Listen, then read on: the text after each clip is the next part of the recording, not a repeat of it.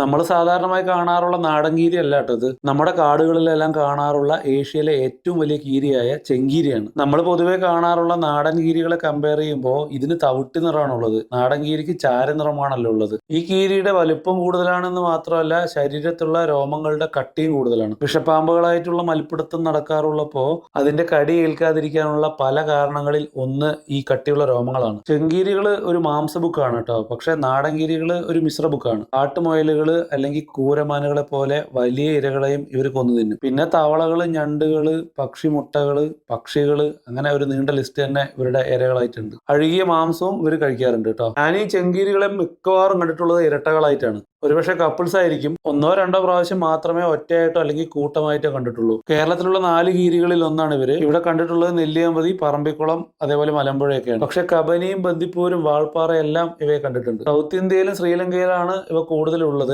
അതിൽ ഭൂരിഭാഗവും പശ്ചിമഘട്ടത്തിലാണുള്ളത്. ഇങ്ങനെ ഒരു കീരിയെ നിങ്ങളുടെ നാട്ടിലോ അല്ലെങ്കിൽ യാത്രകളിലോ കണ്ടിട്ടുണ്ടെങ്കിൽ അത് എവിടെയാണെന്ന് കമന്റ് ചെയ്യണേ. ദൃശ്യങ്ങളും വിവരങ്ങളും ഇഷ്ടമായെങ്കിൽ മറ്റുള്ളവർക്ക് ഷെയർ ചെയ്ത് കൊടുക്കാനും പിന്നെ ഫോളോ ചെയ്യാനും മറക്കല്ലേ.